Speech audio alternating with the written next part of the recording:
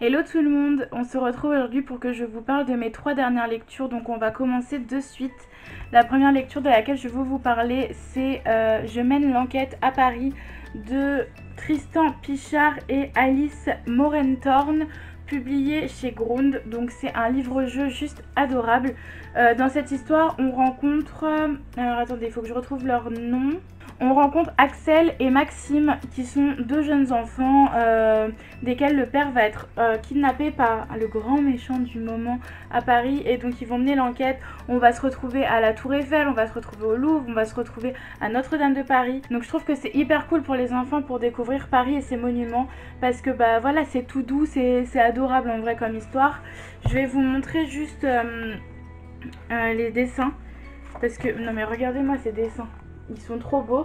Alors j'ai adoré cette histoire, bien que je pense que ça n'ira que pour les enfants entre 12 et entre 10 et 12 ans on va dire, parce qu'au-dessus on peut pas trop compléter les enquêtes. Au début il y a une petite explication dans laquelle on nous dit de prendre un cahier, un crayon pour résoudre l'enquête. Bon, moi je l'ai pas fait parce que bon voilà, c'était pas le but de ma lecture non plus, mais j'ai trouvé ça trop cool et je vous le conseille fortement. Ensuite, je vais vous parler d'un coup de cœur roman, et j'ai eu un coup de cœur pour Silent Boy de Gaël Aymon, publié chez Nathan dans leur collection Court Toujours. Donc c'est toujours les tout courts romans qui font 65 pages. Dans cette histoire, on découvre Anton, qui est un jeune homme au lycée ou au collège, qui est sportif, très bien dans sa peau, etc., qui est apprécié entre guillemets de tout le monde. On va découvrir dans le roman pourquoi entre guillemets. Et en fait ce garçon se fait appeler Silent Boy sur un forum où parce que pour le coup il est vraiment silencieux, il se montre pas trop, il lit mais il répond pas. Et j'ai trouvé ça tellement beau parce qu'on aborde à la fois le sujet de l'homosexualité, on aborde le sujet de les rapports en ligne. J'ai aussi trouvé ça vraiment cool parce que dans notre société actuelle, on a l'habitude d'entendre que les relations virtuelles et fausses entre guillemets sont toxiques et sont malsaines, et là on découvre qu'en fait pas du tout. On voit une relation qui est basée sur la confiance et sur aussi le respect.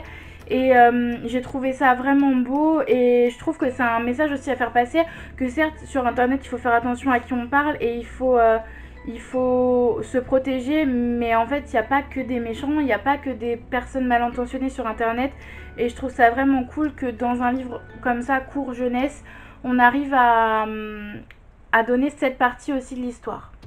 Ensuite, je vais vous parler d'une bande dessinée très jeunesse qui s'appelle Mayana. Donc c'est le tome 1, le calendrier de l'Avent, de Carbone et Pauline Berdal, publié chez Miss Jungle. Donc on découvre Mayana, qui est une jeune fille qui ne vit qu'avec sa maman, le compagnon de cette dernière, et je crois que c'est son petit frère. Je suis pas très sûre, j'ai pas trop compris la relation entre les deux enfants. Mayana va un jour rentrer de l'école et trouver sur sa table basse un calendrier de l'Avent qui va être un peu décisif dans sa vie. Je vous raconte pas pourquoi, mais l'histoire est juste splendide. J'ai rarement été touchée par une bande dessinée jeunesse comme celle-ci, parce que quand je dis jeunesse, c'est qu'elle est vraiment jeunesse. Je pense qu'elle est lisible à partir de 10 ans par les enfants. Et je trouve que c'est hyper cool à découvrir. Je vais juste vous montrer les dessins parce que j'ai été sous le charme. Hop. Je trouve ça vraiment beau. Bon, après c'est très hivernal, je pense qu'il vaut mieux le lire vers décembre, parce que voilà, c'est hyper cool. Ça parle d'un calendrier de l'Avent, et je sais pas si vous verrez, mais avant c'est pas marqué comme normalement le calendrier de l'Avent. Normalement avant c'est A-V-E-N-T, et là c'est marqué avant comme le passé, donc A-V-A-N-T. Donc voilà, vraiment une trop bonne bande dessinée aussi à découvrir, je pense. Ouais, pour les 10 ans, et puis en décembre c'est cool. Si vous avez lu un de ces 3 ouvrages, n'hésitez pas à me le dire en commentaire ou à venir m'en parler sur Instagram. Et moi, en attendant la prochaine vidéo, je vous fais d'énormes bisous. Ciao!